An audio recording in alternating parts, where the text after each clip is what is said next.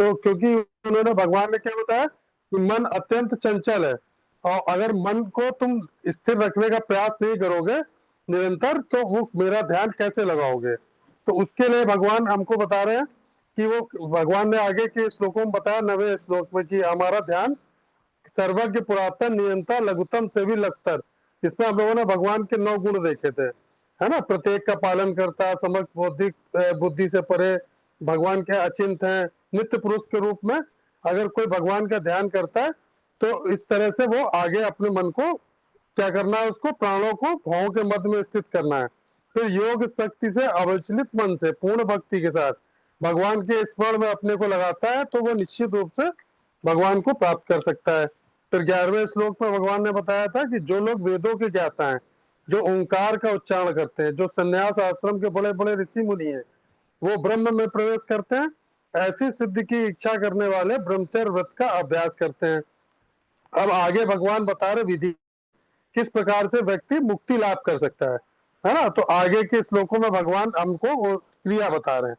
जैसे 12वें श्लोक में भगवान क्या बता रहे हैं हमको कि सर्वद्वाराणि संयम मन हदि निरुद्ध च मूर्धना आदाय आत्मन प्राणामास्थित योग धारणाम। मतलब समस्त ऐन्द्रिक क्रियाओं से विरक्ति को योग की स्थिति योग धारणा कहा जाता है। तो इंद्रियों के समस्त द्वारों को बंद करके तथा मन को हृदय में और प्राण वायु को सर पर केंद्रित करके मनुष्य अपने को योग में स्थापित करता है। तो योग की 6ठे अध्याय में देखिए सारी हम लोग पढ़ चुके हैं, है ना। तो इसको एक तरह से इसमें हम लोग रिवाइज कर रहे हैं। तो इसका तात्पर्य कौन पढ़ेगा 12वें श्लोक का? पढ़ेंगे माता जी? हरे कृष्ण प्रभु जी। जी पढ़िए।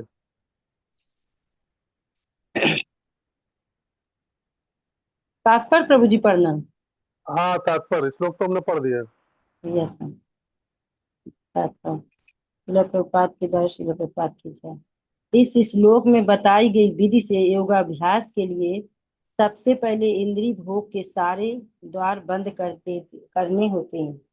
ये प्रत्याहार अथवा इंद्रिय विषयों में इंद्रियों को हटाना कहलाता है। इसमें इंद्रियों नेत्र कान नाक जीभ तथा स्पर्श पूर्तियां बस में करके उन्हें इंद्रिय तृप्ति में लिप्त होने नहीं दिया जाता। इस प्रकार मन हृदय में स्थित करके उन्हें इंद्रिय तृप्ति में लिप्त होने नहीं दिया जाता। इस प्रकार मन हृदय में स्थित परमात्मा पर केंद्रित होता है और प्राण वायु को सिर के ऊपर तक चढ़ाया जाता। इसका विस्तृत वर्णन 6ठे अध्याय में हो चुका है, किंतु जैसा कि पहले कहा जा चुका है कि अब यह विधि व्यवहारिक नहीं है। सबसे उत्तम विधि तो कृष्ण भावनामृत है। यदि कोई भक्ति में अपने मन को कृष्ण में स्थिर करने में समर्थ होता है तो उसके लिए अविचलित दिव्य समाधि में बने रहना सुगम हो जाता है। हरे कृष्ण।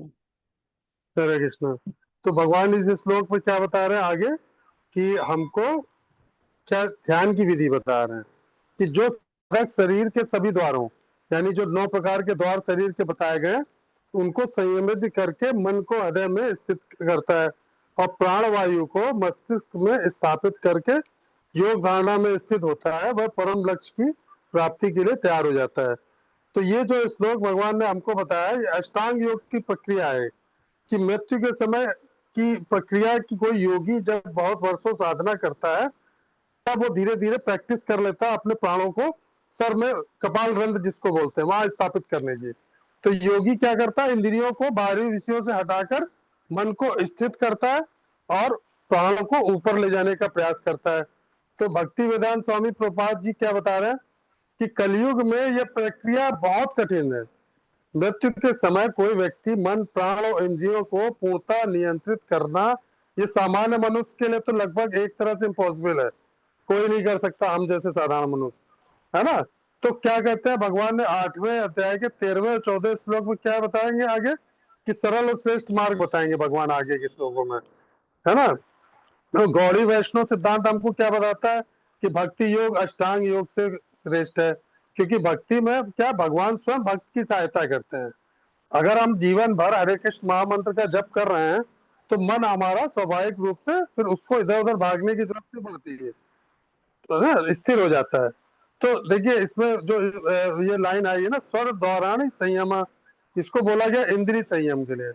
तो शरीर के 9 द्वार होते हैं, सबको पता होगा, है ना। 2 आंख हो गई, 2 कान हो गई, नाक हो गई हमारी, जीवा हो गई, मुंह जिसको है ना, त्वचा है हमारी, है ना, गुदा द्वार। तो ये सब जो द्वार है हमारे, ये इंद्रिय संयम बोला गया है इसमें। तो ये विषय भोग में इंद्रियों को ना लगा के अगर हम मन को भगवान में स्थिर करें, यानी जैसे अपनी इंद्रियों को भगवान के सेवा में कैसे लगा सकते हैं, जैसे अपनी आंखों से हम भगवान के विग्रह के डेली दर्शन करें, है ना, कानों से डेली सत्संग सुने, हरि कथा सुने, भगवान के भजन सुने, जीभ से हरि नाम करें, है ना, कृष्ण का प्रसाद ग्रहण करें जीभ के माध्यम से। तो अगर इस तरह से हम करते हैं तो क्या होगा, मन देखिए हमारा बहुत चंचल है, भगवान खुद बता चुके हैं, है ना, अर्जुन खुद कह चुका है कि इस मन को वश में करना बहुत ज्यादा कठिन है। तो इसीलिए भगवान हमको यही बता रहे हैं कि जीवन भर मन भटकता है, संसार में भटकता है, इधर उधर की चीजों में भटकता है, खाने पीने में भटकता है, घूमने फिरने में भटकता है। तो इस तरह भटकते हुए मन को आप सोचो, आपकी मृत्यु के समय उसको आपको भगवान की याद दिला दे मन आपका, तो पॉसिबल नहीं है किसी भी तरह से। अगर आपने जीवन भर तप हरिनाम नहीं किया, जप नहीं किया, कीर्तन नहीं किया, शास्त्रों का श्रवण नहीं किया, तो आपका मन कैसे लग सकता है। तो योग जो आजकल की लोगों के दिमाग में डाल दिया गया ना कि क्या कर रहे हैं भाई, योग कर रहे हैं, हम क्या कर रहे हैं, योग में शरीर को स्वस्थ बना रहे हैं, है ना। वो तो योग वो नहीं है कि आपके शरीर के लिए केवल योग बनाया गया है। योग वो होता है जिसमें आप भगवान का स्मरण करते हुए मन को एकाग्र कर सकें, यही जीवन की पूर्णता है ना। अगर कोई भी योग जो है आपको भगवान से नहीं जोड़ पा रहा, तो उसका वास्तविक उद्देश्य क्या, अधूरा रह जाता है, कोई मतलब नहीं रहता उसका। तो कलयुग में क्या है सर्वोत्तम साधन, तो शास्त्रों में बताया, भगवान खुद बोले, चैतन्य महाप्रभु, हरे नाम हरे नाम एवं केवलम, कलो नास्तेव नास्तेव नास्तेव गतिरंतता। मतलब कलयुग में हरि नाम, भगवान का नाम संकीर्तन ही सबसे सरल और प्रभावशाली साधन है। अब जैसे देखिए, आपको कहीं लंबी यात्रा पे जाना होता है, तो क्या करते हैं आप, एक दिन पहले जाते हैं, कार में क्या चेक कराते हैं, ब्रेक चेक कराते हैं, उसका स्टीयरिंग देखते हैं, उसका टंकी फुल कराते हैं, फिर उसके टायरों की हवा चेक करते हैं, देखते हैं गाड़ी इतनी दूर जाने के लिए ठीक है कि नहीं, रास्ते में धोखा तो नहीं देगी। तो इसी प्रकार क्या हमारी जो ये जीवन की यात्रा है, तो हमको अपने गंतव्य तक पहुंचना भगवान के पास, तो उसके लिए हमको सारे अपने पार्ट्स दुरुस्त करने पड़ेंगे, अपनी इंद्रियों को दुरुस्त करना पड़ेगा, मन को दुरुस्त करना पड़ेगा, हमारे जीवन की दिशा को सही दिशा में मोड़ना होगा, कि गलत दिशा में जाएंगे तो रास्ता भटक जाएंगे। अपना जीपीएस सही करना पड़ेगा। क्यों हमको जीपीएस सेट करना है, किसके लिए, भगवान के लिए। भगवान की तरफ जो रास्ता जाता है उसी पे सेट करना है, तभी ये सुरक्षित रूप से वास्तविक लक्ष्य तक हम पहुंच सकते हैं अपने, है ना। तो वही चीज है कि उसके लिए आपको क्या करना पड़ेगा, प्रतिदिन निश्चित संख्या में हरिनाम करना है। जैसे गुरु ने आपके 16 माला बोला, प्रभुपाद जी ने तो 16 माला, इंद्रियों को भगवान की सेवा में लगाएं, है, नियमित रूप से भगवत गीता भागवत का श्रवण करें। तो मृत्यु की तैयारी अंतिम समय में नहीं करनी हमको, 1-2 दिन पहले, जैसे आप गाड़ी चेक कराने ले आते हो, उसी तरह आपको पहले से तैयारी करनी पड़ेगी पूरे जीवन। तो योग का उद्देश्य मुख्य रूप से क्या है, भगवान कृष्ण से जुड़ना, ना कि हमें अपना शारीरिक स्वास्थ्य सही करना। तो भगवत गीता हमको क्या सिखाती है कि आध्यात्मिक सफलता के लिए इंद्रिय निग्रह, इस श्लोक में हमको क्या देखना, कि मन को स्थिर कैसे करना, भगवान का स्मरण करना क्यों आवश्यक है। अष्टांग योग की प्रक्रिया हमारे लिए कलयुग के लिए नहीं है, हम सब लोग पॉसिबल नहीं कि अष्टांग योग कर पाए। तो कलयुग में भगवान कृष्ण ने भक्ति योग और विशेष रूप से हरि नाम संकीर्तन, हरे नाम, है ना, को सबसे सरल और सर्वोच्च मार्ग बताया। तो हम भक्तों को क्या करना है, जीवन भर भगवान के नाम का आश्रय लेना है और आगे की यात्रा की तैयारी करनी है। हरे कृष्णा। 13वां श्लोक कौन पढ़ेगा, हैंड रेस है, जी प्रीति प्रभु जी, वर्मा हरे माता जी। अच्छा आप पहले पढ़ेंगे, पढ़ लीजिए, कोई भी पढ़ लीजिए। ओम इत्येकाक्षरं ब्रह्म व्याहरन् मामनुष्यनरन् या प्रयाति त्यजन् देहं सा याति परमागतिम्। इस योगाभ्यास में स्थित होकर तथा अक्षरों के पास परम संयोग यानी ओंकार का उच्चारण करते हुए यदि कोई भगवान का चिंतन करता है और अपने शरीर का त्याग करता है, तो वह निश्चित रूप से आध्यात्मिक लोगों को जाता है। तात्पर्य शिव प्रपाद द्वारा शिव प्रपाद जी की जय। यहाँ स्पष्ट उल्लेख हुआ है कि ओम ब्रह्म तथा भगवान श्री कृष्ण परस्पर भिन्न नहीं है। ओम कृष्ण की निर्शेष ध्वनि है, लेकिन हरे कृष्ण में ये ओम सन्निहित है। इस युग के लिए हरे कृष्ण मंत्र जबकि स्पष्ट संस्तुति है। अतः यदि कोई हरे कृष्ण कृष्ण कृष्ण हरे हरे, हरे राम राम राम हरे हरे इस मंत्र का जप करते हुए शरीर त्यागता है, तो वे अपने अभ्यास के गुणानुसार आध्यात्मिक लोकों में से किसी एक लोक को जाता है। कृष्ण के भक्त कृष्ण लोक या गोलोक वृंदावन को जाते हैं। सगुणवादियों के लिए आध्यात्मिक आकाश में अन्य अनेक लोक हैं, जिन्हें वैकुंठ लोक कहते हैं। कुछ निर्शेषवादी तो ब्रह्म ज्योति में ही रह जाते हैं। हरे कृष्णा। हरे कृष्णा।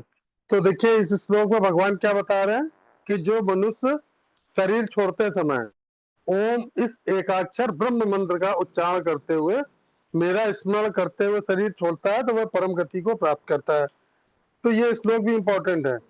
कुछ लोग केवल इतना पढ़ के ही ये समझ लेते हैं कि अरे कुछ करने की जरूरत नहीं, खाली ओम का अभ्यास करो, ओम का उच्चारण केवल कर लोगे तो मुक्ति मिल जाएगी आपको। तो भगवान कृष्ण ने इस श्लोक में क्या कहा उसको नहीं समझते हैं।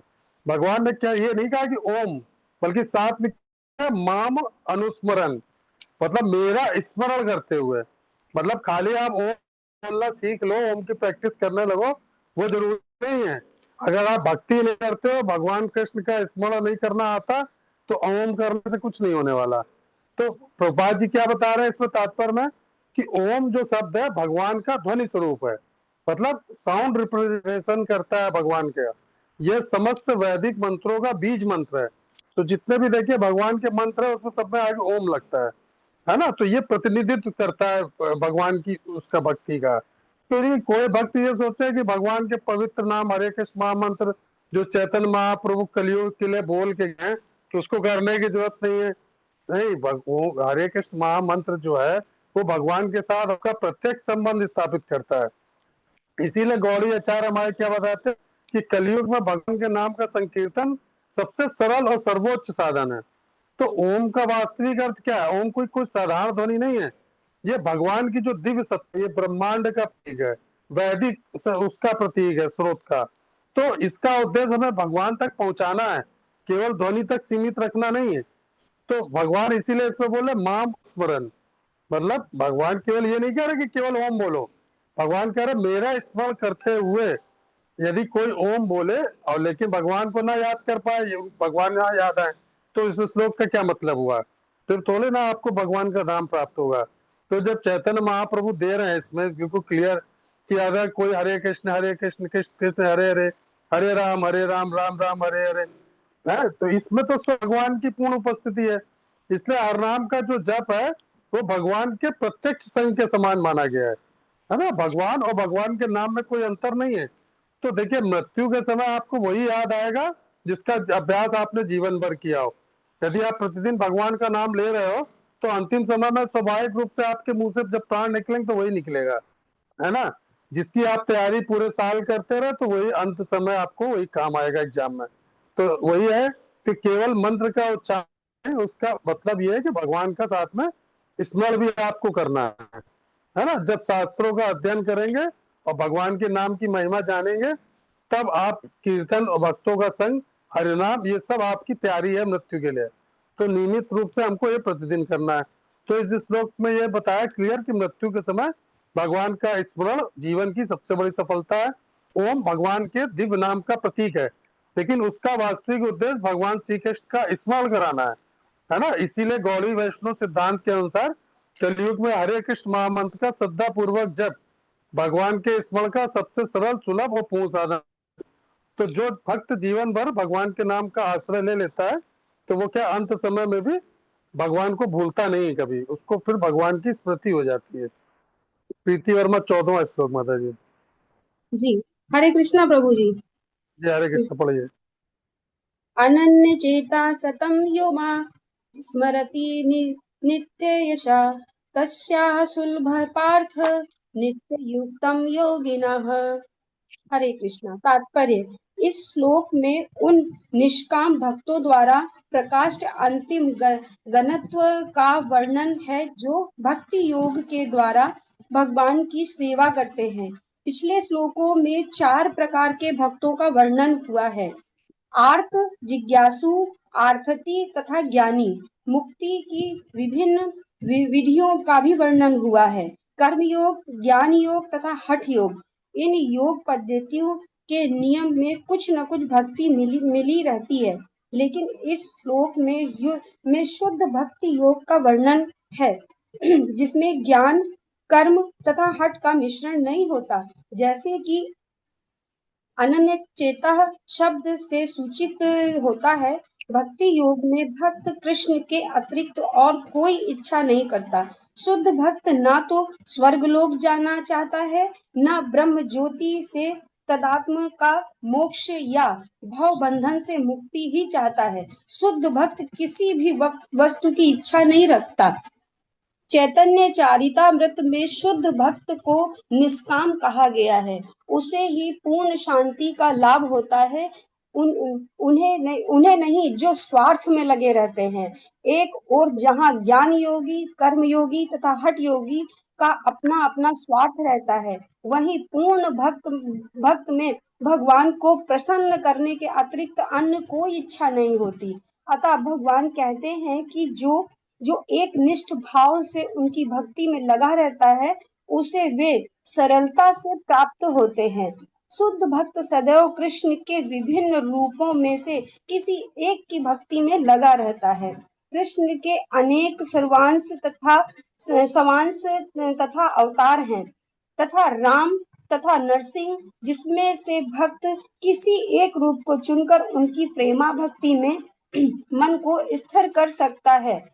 ऐसे भक्त को उन अनेक समस्याओं का सामना नहीं करना पड़ता जो अन्य योग के अभ्यासकर्ताओं को झेलनी पड़ती है। भक्ति योग अत्यंत सरल, शुद्ध तथा सुगम है। इसका शुभारंभ हरे कृष्ण जाप से किया जा सकता है। भगवान सबों पर कृपालु हैं, किंतु जैसे कि पहले कहा जा चुका है, जो अनन्य भाव से उनकी सेवा करते हैं वे उनके ऊपर विशेष कृपालु रहते हैं। भगवान ऐसे भक्तों की सहायता अनेक प्रकार से करते हैं, जैसा कि वेद में कठोपनिषद 1.2.23 में कहा गया है। यमे वेश विणुते तेन लभस्व में आत्मा विष्णु वीर पुणे ते तनु स्वाम। जिसने पूरी तरह से भगवान की पूरी तरीके से भगवान की शरण ले ली है, जिसने और जो उनकी भक्ति में लगा हुआ है, वही भगवान को यथारूप समझ सकता है। तथा गीता में 10.10 में कहा गया है, ददामि बुद्धि योगम तम। ऐसे भक्त को भगवान पर्याप्त बुद्धि प्रदान करते हैं, जिससे वह उन्हें भगवत धाम में प्राप्त कर सके। शुद्ध भक्त का सबसे बड़ा गुण यह है कि वह अपने देश अथवा काल का विचार किए बिना अनन्य भाव से भगवान कृष्ण का ही चिंतन करता रहता है। उसको किसी तरह का व्यवधान नहीं होना चाहिए। उसे कभी भी और किसी भी समय अपनी सेवा कार्य करते रहने में समर्थ होना चाहिए। कुछ लोग का कहना है कि भक्तों को वृंदावन जैसे पवित्र स्थानों में या किसी पवित्र नगर में जहाँ भगवान रह चुके हैं रहना चाहिए, किंतु शुद्ध भक्त कि कहीं भी रहकर अपनी भक्ति को वृंदावन जैसा वातावरण उत्पन्न कर सकता है। श्री अद्वैत ने चैतन्य महाप्रभु ने कहा था, आप जहाँ भी हैं हे प्रभु वही वृंदावन है। जैसा कि सप्तम तथा नित्य शब्दों में सूचित होता है, शुद्ध भक्त निरंतर कृष्ण का ही स्मरण करता है और उन्हीं का ध्यान करता है। ये शुद्ध भक्त के गुण हैं, जिनके लिए भगवान सहज सुलभ हैं। गीता समस्त योग पद्धतियों में से भक्ति योग को ही संतुलित करती है। सामान्यतः भक्ति योगी 5 प्रकार से भक्ति में लगे रहते हैं। लगे रहते हैं। पहला, शांत भक्त जो उदासीन रहकर भक्ति में युक्त रहते हैं। दास्य भक्त जो दास के रूप में भक्ति में युक्त रहते हैं। साख्य भक्त जो सखा रूप में भक्ति में युक्त रहते हैं। वात्सल्य भक्त जो माता पिता की भांति भक्ति में युक्त रहते हैं, भक्ति में युक्त होते हैं। तथा माधुर्य भक्त जो परमेश्वर के साथ दाम्पत्य प्रेमी के भांति भांति भक्ति में युक्त होते हैं। शुद्ध भक्त इनमें से किसी भी परमेश्वर की प्रेमा भक्ति में युक्त होता है और उन्हें कभी नहीं भूल पाता, जिससे भगवान उसे सरलता से प्राप्त हो जाते हैं। जिस प्रकार शुद्ध भक्त क्षण भर के लिए भी भगवान को नहीं भूलता, उसी प्रकार भगवान भी अपनी शुद्ध भक्ति को क्षण भर के लिए भी उसे नहीं भूलते। हरे कृष्ण कृष्ण कृष्ण हरे हरे, हरे राम राम राम हरे हरे। इस महामंत्र के कीर्तन की कृष्ण भावना भक्ति विधि का यही सबसे बड़ा आशीर्वाद है। हरे कृष्णा प्रभु जी। हरे कृष्णा। तो देखिए इस श्लोक में भगवान ने क्लियर बताया कि जो व्यक्ति मतलब जो योगी जो भक्त हैं हमारे, अगर अनन्य भाव से है ना निरंतर मेरा स्मरण करता है तो क्या होता है, उसका मन क्या सदैव मुझ में लगा रहता है। फिर अंत में उसके लिए मैं अत्यंत सरलता से उसको प्राप्त हो जाता हूँ, फिर उसको अत्यधिक प्रयास नहीं करना पड़ता। तो ये बहुत अच्छा श्लोक भगवान देखिए उसके आगे क्लियर बता रहे हैं कि अगर आप सब कुछ कर रहे हो, अष्टांग योग भी कर रहे हो, है ना, योग भी कर रहे हो, अपना मन को एकाग्र करने का अभ्यास कर रहे हो, ओम का उच्चारण भी कर रहे हो, सब कर रहे हो, तो 10 से 13 तक में बताया भगवान ने क्या, मृत्यु के समय जो है, जो व्यक्ति जिस भाव से मेरा स्मरण करता है ना, मन को किस तरह से स्थिर रखता है, मुझ में लगाता है। अब इस श्लोक में वो क्लियर बता रहे क्या कि मृत्यु के समय स्मरण कब संभव है ना, वही भगवान ने बताया कि जब वो जीवन भर अभ्यास करे इसका। तो अनन्य चेता इसका अर्थ होता है जिसका कोई दूसरा आश्रय ना हो, मतलब भगवान के अलावा कोई दूसरा आश्रय हमको लेके नहीं चलना है साथ में, तब हमारा मन लगेगा।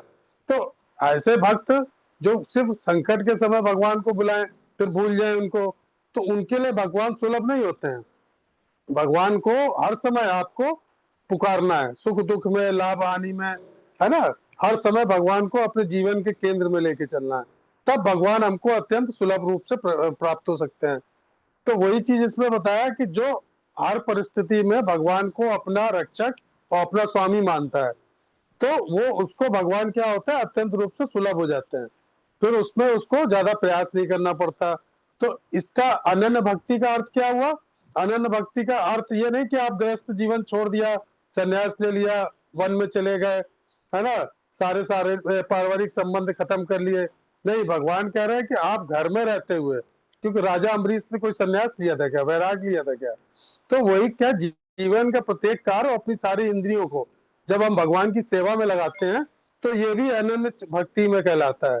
तो सततम और नित्यसा, भगवान दो शब्दों का प्रयोग कर रहे हैं इसमें। सततम मतलब निरंतर, हर समय, सततम, है ना, और नित्यसा का क्या मतलब हुआ कि प्रतिदिन नियमित रूप से, कि ये नहीं कि बीच में 4 दिन फिक्स कर लिया कि 4 दिन हमको भक्ति करनी है, फिर 3 दिन छुट्टी करना है, सोना है, 2 दिन तो उठ गए सुबह जल्दी मंगला कर ली, फिर 5 दिन सोना है हमको। तो एक चीज बनाइए, नियम बनाइए हर चीज का, कि आप जो चीज कर रहे हैं तो फिर वो कोशिश करें जब तक शरीर बिल्कुल अस्वस्थ ना हो, हमारा नियम नहीं छूटना चाहिए। जैसे 16 माला का नियम हमने लिया, तो प्रयास ये करना चाहिए कि 16 माला हो जानी चाहिए रात तक, अगले दिन के लिए नहीं छोड़ना कि चलो आज 10 हो गई, 3 कल जोड़ के कर लेंगे, ये चीज नहीं करनी। तो वही भगवान कह रहे हैं, सततम और नित्यसा, निरंतर, लगातार। अगर भक्ति केवल आप दिन के हिसाब से या त्योहार के हिसाब से, भैया आप मंदिर कब गए थे, पिछली जन्माष्टमी में गए थे, अब इस बार फिर जाएंगे जन्माष्टमी में, तो इस हिसाब से अगर आप रखोगे मंदिर को, भगवान को अपने जीवन में, तो हो गया फिर, है ना। आपको केंद्र में कब रखना है, आपको हर समय रखना है। तभी भगवान क्या कह रहे हैं, तस्याहम सुलभ, मतलब भगवान ये नहीं कहते कि मुझे प्राप्त करने का प्रयास करें। तस्याहम सुलभ का मतलब क्या हुआ कि मैं उसके लिए सुलभ हो जाता हूँ, मैं उसको अत्यंत आसानी से सुलभ हो जाता हूँ जो निरंतर मेरा स्मरण करता है ना। तो प्रभुपाद जी तात्पर्य में क्या बता रहे हैं कि आपको भगवान को प्राप्त करने के लिए बहुत कठोर तपस्या करने की जरूरत नहीं है, बहुत ज्यादा निर्जला व्रत रहना या शरीर को कष्ट देने वाले साधन करना, योग सिद्धि का प्रयास करना, घंटों बैठे हैं अष्टांग योग का प्रयास कर रहे हैं। क्यों? भगवान ने कहा है गीता में अष्टांग योग करो, है ध्यान मुझ में लगाओ, और ध्यान करोगे प्राणों को अपने कपाल तक स्थिर करने का प्रयास करो। पूरा जीवन इसी निकल गया, हम सीख ही नहीं पाए और मृत्यु आ गई, है ना। तो उससे अच्छा सबसे बढ़िया हम लोगों को क्या बताया जाता है चैतन्य महाप्रभु ने कि कलयुग के जीवों के लिए सबसे सुलभ क्या है कि आप कुछ करने की जरूरत नहीं है, आपको ना अष्टांग योग करना है ना कुछ करना है, केवल आप हर समय प्रयास करिए, प्रैक्टिस करिए, निरंतर भगवान के नाम का स्मरण करने का प्रयास करिए और भगवान के प्रति प्रेम स्थापित करिए। तो भक्ति और प्रेम से आपके भगवान खुद प्रसन्न हो जाएंगे और आपके पास खुद आ जाएंगे। तो आप देखिए एक छोटा सा एग्जाम्पल लीजिए, एक बच्चा अपने पिताजी के साथ मेला घूमने गया, लाखों की भीड़ थी वहां पे, तो वो बार बार उसको क्या डर लग रहा था कहीं पिताजी का हाथ छूट गया तो मैं खो जाऊंगा, तो डर के मारे उनको पकड़े रहता है। और बीच में एक दो बार हाथ भी छूट जाता है उसका, तब भी फिर वो कस के दौड़ता है, पापा को पकड़ लेता है।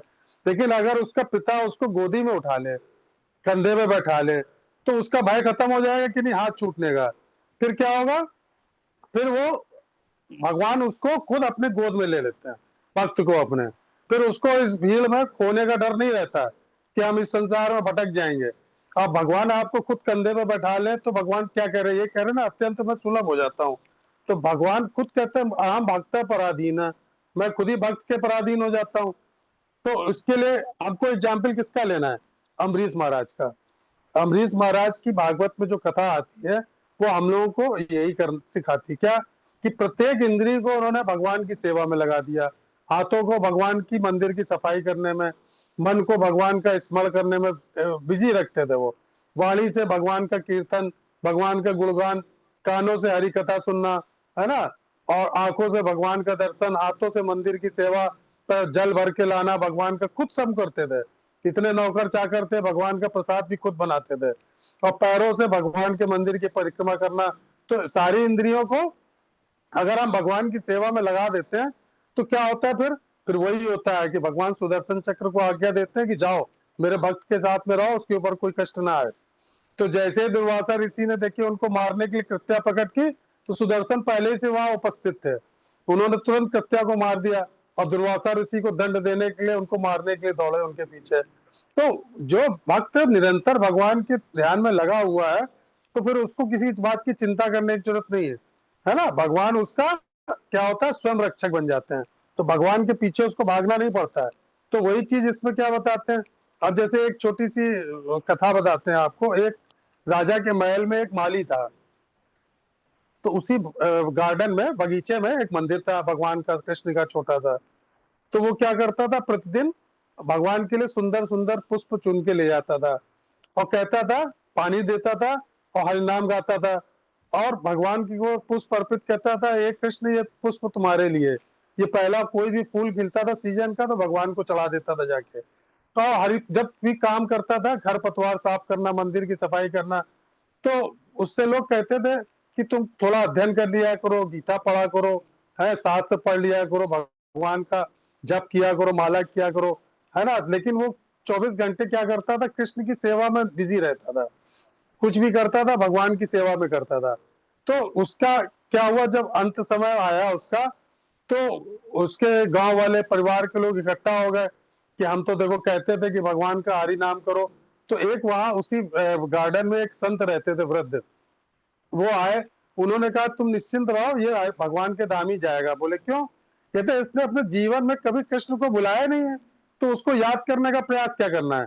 ये जो भी कार्य करता था, ये जो भी कर्म करता था, तो वो भगवान को कह के करता था कि हे कृष्ण ये पुष्प तुम्हारे लिए, हे कृष्ण ये फल तुम्हारे लिए, हे कृष्ण ये देखो ये नया नया कोई फल आया तो तुरंत भगवान को अर्पित कर रहा जाके। तो जीवन में उसने कभी भगवान को छोड़ा ही नहीं है, तो उसको याद करने की जरूरत क्या है? याद तो हम जैसे लोगों को करना पड़ेगा ना। तो अगर हम भी भगवान का प्रतिदिन अगर नियमित रूप से ध्यान कर रहे हैं, हरे कृष्ण महामंत्र कर रहे हैं, शास्त्रों का श्रवण कर रहे हैं, भक्तों का संग कर रहे हैं, तो उससे क्या होता है, उससे क्या होता है, भगवान का स्मरण करने के लिए हमको प्रयास नहीं करना पड़ता है, ऑटोमेटिक स्मरण हो जाएगा भगवान का।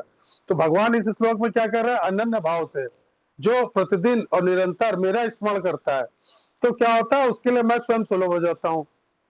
और भगवान को प्राप्त करने का रहस्य कठिन तपस्या करना, योग करना या ब्रह्मचर्य का पालन करना, ये सब नहीं है। कलयुग में निरंतर अगर आप अपने महाराज गुरु द्वारा जो है या शास्त्रों द्वारा बताए हुए मार्ग पे चलते हैं, हरिनाम करते हैं, नियमित रूप से 16 माला का जप करते हैं, तो उसके लिए हमारे लिए बहुत सहज हो जाता है। तो भगवान इस श्लोक में क्लियर हमको मैसेज क्या दे रहे हैं कि तुम अगर एक कदम मेरी तरफ बढ़ाओगे तो मैं 10 कदम तुम्हारी तरफ आऊंगा। तुम मेरी तरफ प्रयास करो बढ़ने का, तो मैं तुम्हें अत्यंत सुलभ हो जाऊंगा तुम्हारे लिए। फिर तुमको मेरा स्मरण करने के लिए अत्यधिक प्रयास नहीं करना पड़ेगा। हरे कृष्णा। आप पढ़ेंगे जानी सकती है अगला श्लोक। मामुपेत्य पुनर्जन्म दुःखालयम् अशाश्वतम् न आप्नुवन्ति महात्मानः संसिद्धिं परमां गतः। मुझे प्राप्त करके महापुरुष जो भक्ति योगी हैं कभी भी दुखों से पूर्ण इस अनित्य जगत में नहीं लौटते, क्योंकि उन्हें परम सिद्धि प्राप्त हो चुकी है। तात्पर्य श्री प्रभुपाद जी के द्वारा, क्योंकि यह नश्वर जगत जन्म जरा मृत्यु के क्लेशों से पूर्ण है, अतः जो परम सिद्धि प्राप्त करता है और परम लोक कृष्ण लोक या गोलोक वृंदावन को प्राप्त होता है, वह वहां से कभी वापस नहीं आना चाहता। इस परम लोक को वेदों में अव्यक्त अक्षर तथा परमागति कहा गया है। दूसरे शब्दों में यह लोक हमारी भौतिक दृष्टि से परे हैं और अवर्णनीय है, किंतु यह चरम लक्ष्य है जो महात्माओं का गंतव्य है। महात्मा अनुभव सिद्ध भक्तों से दिव्य संदेश प्राप्त करते हैं और इस प्रकार वे धीरे धीरे कृष्ण भावना व्रत में भक्ति विकसित करते हैं और दिव्य सेवा में इतने लीन हो जाते हैं कि वे न तो किसी भौतिक लोक में जाना चाहते हैं, यहाँ तक कि न ही वे किसी आध्यात्मिक लोक में जाना चाहते हैं। वे केवल कृष्ण ये तथा कृष्ण के सामीप्य चाहते हैं, अन्य कुछ नहीं। यही जीवन की सबसे बड़ी सिद्धि है। इस श्लोक में भगवान कृष्ण के सगुणवादी भक्तों का विशेष रूप से उल्लेख हुआ है। ये भक्त कृष्ण भावनामृत में जीवन के परम सिद्धि प्राप्त करते हैं।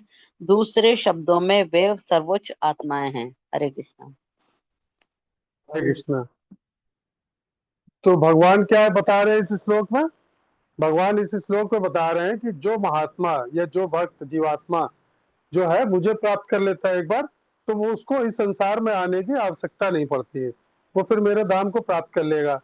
तो इसमें भगवान ने एक शब्द यूज किया, देखिए, दुखालयम। तो दुखालय किसके लिए बोला गया? ये संसार जिसमें हम लोग रह रहे हैं, इस पृथ्वी लोक को, इस पे शास्त्रों में जगह जगह दुखालयम है ना, दुखालयम शाश्वतम है ना। तो ये इस पृथ्वी लोक में मृत्यु लोक भी इसको कहा जाता है। तो ये दुखों का घर है। हम लोग यहाँ सुख की खोज जरूर करते हैं, तो इसका मतलब यहाँ सुख है नहीं, क्षणिक सुख है ना। ज्यादातर दुख है, लेकिन सुख का है क्षणिक है। यहाँ सुख मिलेगा आपको, लेकिन किसके साथ मिलेगा? दुख के साथ मिक्स होके मिलेगा। प्योर सुख नहीं मिलेगा आपको, है ना। तो जब भी सुख होगा उसके पीछे दुख जरूर लगा होगा। तो परमानेंट सुख यहाँ किसी को अब तक प्राप्त नहीं हुआ। तो अब देखिए, 4 प्रकार के दुख तो हमारे जीवन में जन्म के समय से लगे रहते हैं। क्या क्या लगे रहते हैं? 4 प्रकार के क्लेश कौन से हैं हमारे जीवन में? दुख कौन से हैं? कोई बता सकता है? कई बार बताया गया क्लास में, कोई बताएगा? तो मुझे रिपीट करिए क्वेश्चन। जन्म हमारा मृत्यु जरा जन्म व्याधि। व्याधि। हाँ सही है, अब जन्म देखिए व्याधि। याद है आप लोग। तो ये 4 प्रकार के जो क्लेश दुख है हमारे, ये हमारे जन्म के साथ में, ये कभी खत्म नहीं हो सकते। जन्म मृत्यु बुढ़ापा रोग मृत्यु, ये कहाँ हमें छोड़ के जाने वाले? कभी नहीं छोड़ के जाने वाले। और कोई भी इन 4 चीजों से बच नहीं सकता। तो प्रभुपाद जी तात्पर्य में क्या बता रहे हैं कि भगवान ने संसार को सुधारने की बजाय, इसमें सुख ढूंढने के बजाय, इससे बाहर निकलने का मार्ग बताया। क्या मार्ग बताया? कि मनुष्य का वास्तविक लक्ष्य अपने जीवन में सुख सुविधाएं बढ़ाना नहीं है ना, कि हमको अपने भौतिक सुखों के लक्ष्य के पीछे लक्ष्य बना के भागना है। कि हमको क्या करना है? अंत हमारा क्या है? हमारा एम क्या है? हमको हमारा उद्देश्य क्या है? भक्ति क्यों कर रहे हैं? इस बात को ध्यान में रखना है। तो हर व्यक्ति का भक्ति करने का उद्देश्य अलग अलग हो सकता है, लेकिन अंत में हमारा गंतव्य क्या है? भगवान के प्रेम को प्राप्त करना और अंत में भगवान के धाम जाना, जो नित्य और शाश्वत है, ताकि हमको इस मृत्यु लोक में फिर से ना आना पड़े और जन्म मृत्यु 84 लाख के चक्र से मुक्त हो सके। भगवान क्या बता रहे? माम उपेत, मतलब केवल मुक्ति की बात नहीं, प्राप्ति की बात कर रहे हैं। मुझको प्राप्त, माम उपेत। तो गौड़ी सिद्धांत हमको यही बताता है कि सर्वोच्च सिद्धि केवल जन्म मृत्यु से मुक्त होना नहीं है। केवल जन्म मृत्यु से मुक्त हो गया वो किसी भी उच्च लोक में तुमको भगवान भेज सकते हैं। तो भगवान के नित्य धाम गोलोक जाके, और हमको क्या करना, दासानुदास, भगवान की किसी भी दास के सेवक बन के उसकी सेवा, भगवान की सेवा करना उसके माध्यम से। तो भक्तों का लक्ष्य क्या होता है, दुख से बचना नहीं है, भगवान के प्रेम को प्राप्त करना है। तो इसी में भगवान क्या बता रहे हैं कि महात्मा कौन होता है। तो महात्मा का मतलब क्या, विद्वान या शास्त्रों को पढ़ लेता है वो महात्मा हो जाता है क्या? नहीं, महात्मा का वो होता है जिसने भगवान की सेवा को और भगवान के धाम को, भगवान के प्रेम को लक्ष्य बना रखा हो। प्रतिदिन हरिनाम करे, भक्तों का संग करना, तो ये सब अगर हम करते हैं तो हम भी महात्मा की श्रेणी में आ सकते हैं। तो महात्मा जो होते हैं वो मृत्यु के बाद इस संसार में जन्म नहीं लेते हैं। तो देखिए, ध्रुव महाराज की कथा हम सब लोगों ने पढ़ी है, पहले भी इसका एग्जाम्पल दिया जा चुका है कि भगवान ने जब उनको दर्शन दिए तो उन्होंने भगवान से क्या कहा, भगवान ने कहा वर मांगो। तो उन्होंने भगवान से कहा स्वामिन कृतार्थोस्मिन वरम न याचे, मतलब प्रभु मैं आपके दर्शन करके पूर्ण रूप से संतुष्ट हो चुका हूँ। अब मुझे इस संसार में किसी प्रकार के भौतिक वरदान की कोई लालसा नहीं है। अब मैंने आपके दर्शन कर लिए, मुझे सब कुछ प्राप्त हो गया है। तो वही चीज हमको क्या करना है कि जब ध्रुव महाराज ने भगवान का दर्शन किया तो उनसे कोई वरदान नहीं मांगा कि मुझे सिंहासन चाहिए या पिता से बड़ा राज्य चाहिए। सारी कामनाएं उनकी अपने आप पूर्ण हो गई। लेकिन भगवान आपकी इच्छा को देखते हैं, तो भगवान ने उनको फिर बाद में ध्रुवलोक का निर्माण किया उनके लिए, जहाँ पे आज वो रह रहे हैं ध्रुव महाराज। तो भगवान की प्राप्ति के बाद क्या होता है, भौतिक जितनी भी ये सुख सुविधाएं हमको सब तुच्छ लगने लगती हैं, फिर हमारा मन नहीं लगता। वही जैसे हम अपने पिता से भटक जाएं, कोई आके किसी बच्चे को लॉलीपॉप दे रहा है, कोई टॉफी खिला रहा है, कोई चॉकलेट खिला रहा है, बच्चा रोना नहीं बंद करता है, क्योंकि वो अपने पिता से छूट चुका है, अपने माता पिता से भटक चुका है। तो वो एक ही जिद लगाया रहेगा, क्या मुझे अपने पिता के पास जाना है, अपनी माँ के पास जाना है, खिलौने फेंक देगा, टॉफी फेंक देगा, चॉकलेट फेंक देगा। तो जब जैसे ही उसके माता पिता उसको मिल जाते हैं वो तुरंत उनकी गोदी में चिपक जाता है। तो वही खोए हुए बच्चों की तरह हमारी भी स्थिति है कि हम भी अपने माता पिता से खो चुके हैं। अब ये दुनिया में जो माया हमको दे रही है, क्या दे रही है, अच्छा सा मकान दे दिया, खुश हो गए, थोड़ी देर बहला दिया, फिर अच्छी सी नौकरी दे दी, खूब सारा पैसा दे दिया, अच्छा खाने को दे दिया। तो अब असली अब तो ये है कि हमको तो रोना चाहिए हर समय यहाँ पे, क्यों, हम अपने भगवान पिता रूपी भगवान से भटक चुके हैं, उनसे बिछुड़ चुके हैं।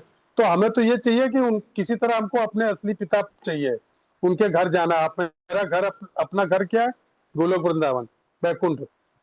तो माया हमको क्या कर रही है, बहका रही है, और भगवान कह रहे हैं माम उपेत। तो इस श्लोक में वही चीजें, चार पांच चीजें अगर हम रोज फॉलो करते हैं प्रतिदिन, तो हमको और बहुत अत्यधिक प्रयास करने की जरूरत नहीं है।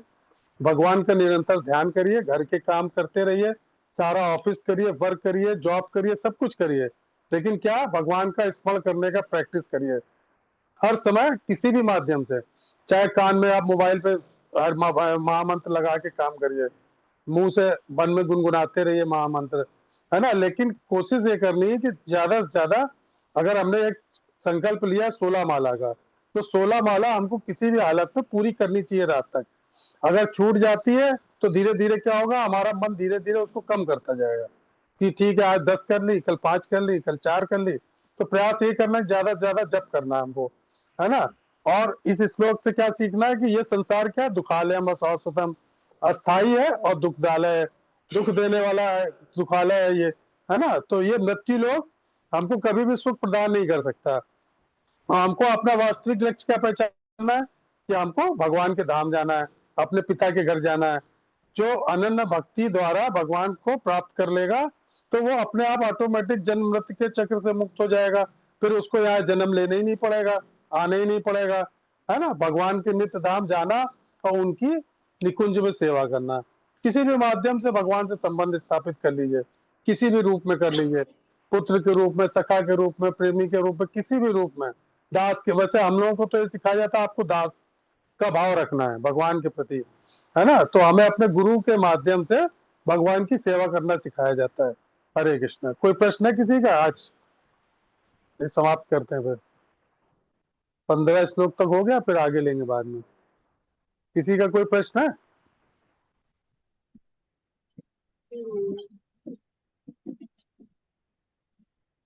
तो समाप्त करते हैं फिर। समझ में आ गया ना क्या चर्चा की हम लोगों ने? कोई बताएगा क्या समझ में आया?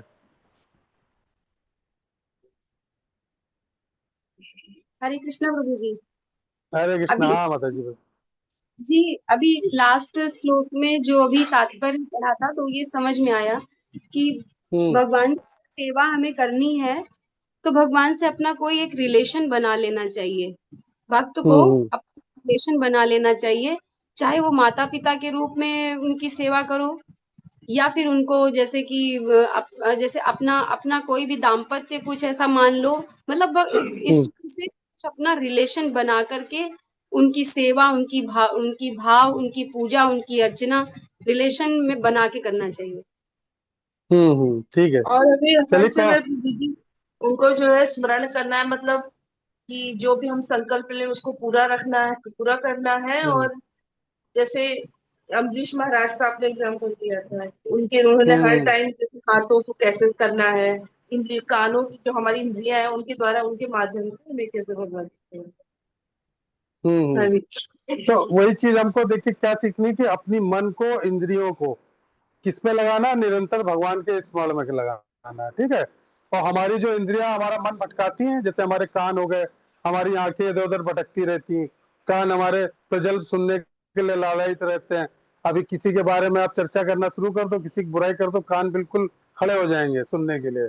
क्या उसमें बड़ा इंटरेस्ट आएगा उनको, है ना? फिल्मी गाने सुनने में बड़ा इंटरेस्ट आता है कानों को। भगवान का भजन और भगवान की कथा सुनने में ज्यादा देर उसका मन नहीं लगता। तो इंद्रियां तो आपको भटकाती हैं, इधर उधर लेके जाती हैं। हमारी चाहे आंखें हो, चाहे हमारी जिह्वा हो, चाहे हमारी नाक हो, है ना, सारी इंद्रियां हमको क्या करती है? इधर उधर भगाती है। तो वो कभी स्थिर नहीं रहने देंगे भगवान के पास।